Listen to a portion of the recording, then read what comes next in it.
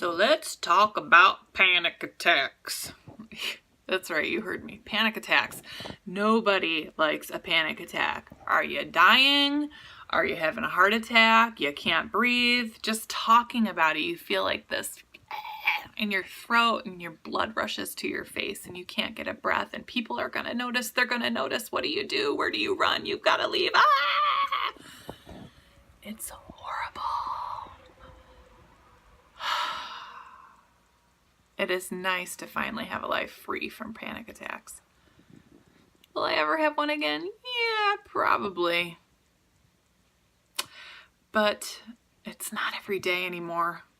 For me, it had gotten to a point where moment by moment, day by day, I was having panic attacks.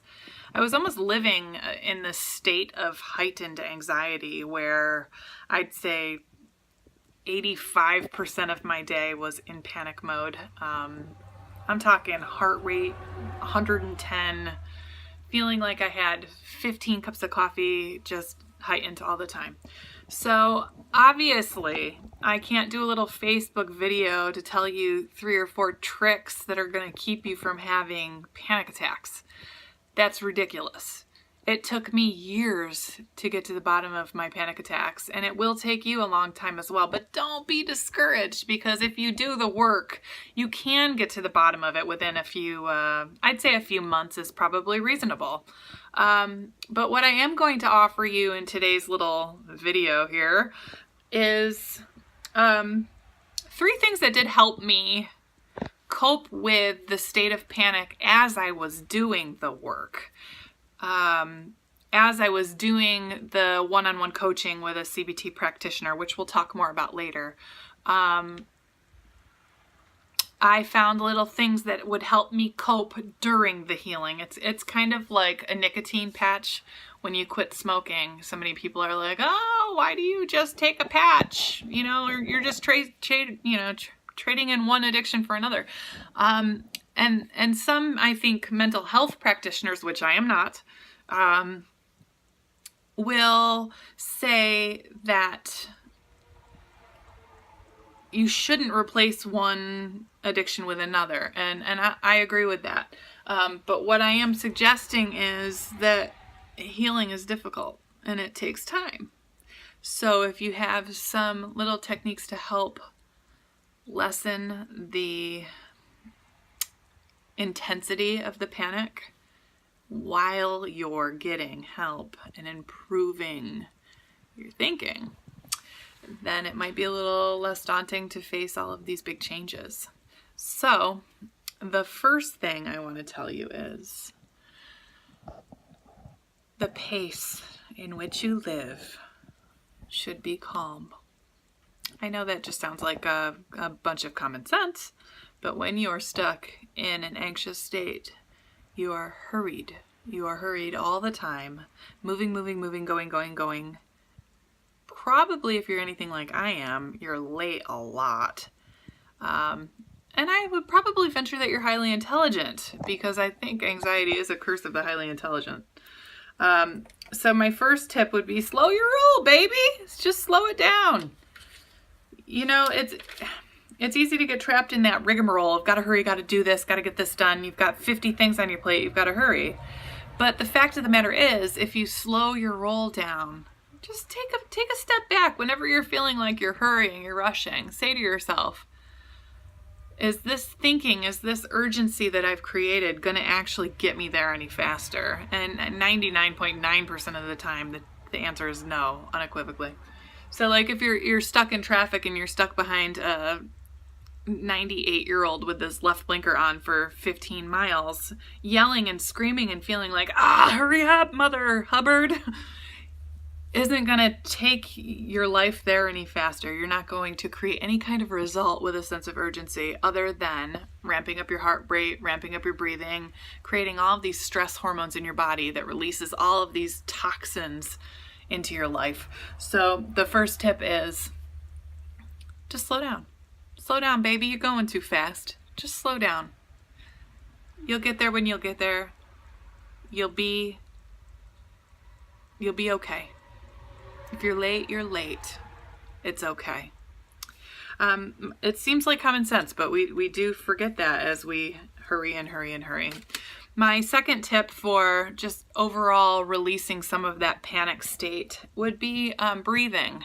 I know when I was in that state of anxiety and panic for so many years, I would be shallow breathing without even realizing it. I would be in this state of like a...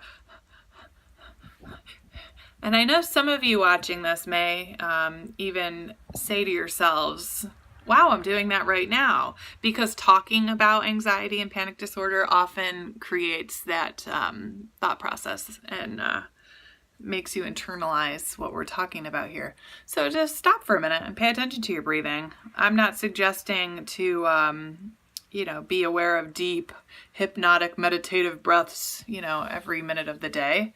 Just once in a while, if you're feeling particularly tight and tense, as a lot of us often are, can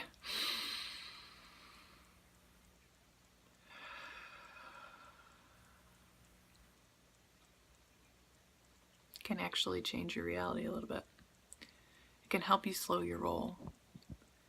Your brain gets more oxygen, so you see things more clearly. And with breath comes peace. Give it a try. Don't stay there too long, though. That's the trick too. Staying focused on your breath too long is gonna make you crazy, because all you're gonna do is think, am I breathing too deep? Am I not breathing deep enough? Am I breathing too fast? Am I breathing too slow? That's not what I mean. What I mean is when you're feeling that extra bit of anxiety, that extra surge, and you feel worried that panic might be coming on, just allow yourself that nice deep cleansing breath or two. And when you exhale, visualize that bullshit just coming out with your breath. So the last thing I'm going to talk about are maybe the physical sensations that some of us get that trigger these stupid panic attacks.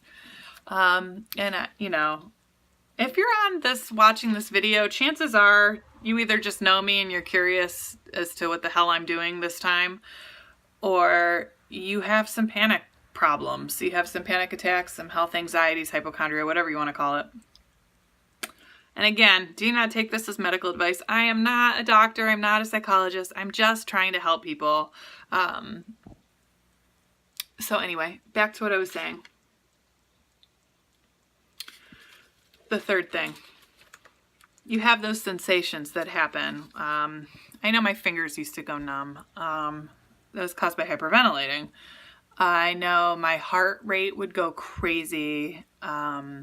Or I'd get like a arrhythmia or a flip, like a little flutter, or I'd get, maybe gas pain in my stomach. Just something physical would trigger this crazy worry that wouldn't stop, where I would catastrophize the symptoms that I was feeling.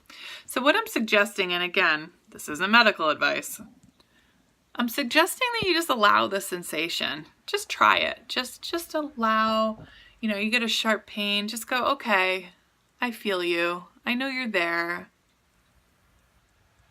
And then recognize after that it passed. I think that's the key there, is to recognize that has passed. Now, I want to end this with saying, I know that those are just basic tips. I know that you may be in a really difficult place right now, and I wish that I could just take a magic wand and wave it over anyone that suffers with health anxiety, because man, it is hard. I get that. But I want you to remember, you are not broken. You are amazing. And you are capable, and anything is achievable if you really put your mind to it, and put your money where your mouth is. You got to be willing to do the work, but you are not broken. And I'm going to end with saying, come up with a mantra for yourself, something you say to yourself every single morning that's going to inspire you to heal, that's going to inspire you to make those changes that, we'll be going through as we go here. But I know, your mantra can change week to week. Like my mantra when I was first starting was, you are brave. Because often when we have panic and anxiety, we just feel so fearful and weak. And the opposite of fear to me is courage and action. So I would choose the words to tell myself that would give me empowerment. You are brave. You are brave, Grace. You are totally brave. You would go into the burning building. You are brave. So tell yourself you're brave. Believe that you're brave. It's a start. The words that we tell ourselves have so much power. But more on that in our next video. I hope some of what I said has hit home. I hope maybe one thing I said sat with you. And just remember, don't focus on the past. Yesterday is history. Anxiety is forward. Don't worry about tomorrow, because tomorrow's a mystery. Thanks for watching, tribe. Check out my next videos, and please share this if you know somebody that's really struggling to defeat this beast that is health anxiety or panic disorder or social anxieties or agoraphobia. You know that I'm just gonna tell you how it works for me. That's all I could do. I am currently enrolled in a cognitive behavioral therapy CBT program, and then life coaching as well. Once my credentials come in, I plan to offer one-on-one coaching sessions, either in person or over the phone or via Skype. But for right now, I just want to help people. So I'm going to be putting out videos like this, unedited, just me talking to you. Once in a while, once I get everything organized, I'm hoping for at least once a week a video. But after I get a following of, I'd say 30 or 40 people that really want to do the work and get help, I might start doing a live video, then we can address certain topics.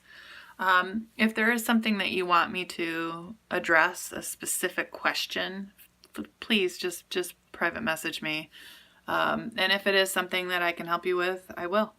And if it's not, I will try to help you find a resource. This is just getting started, so I hope that you recognize that I'm just a human being and I'm flawed. I don't have the answers to everything. I have not conquered 100% my anxiety and my panic. I still can't get on an airplane, but I will, because I can, and I'm not broken. And I hope that you will feel empowered soon as well. Again, thanks. I'll talk to you soon.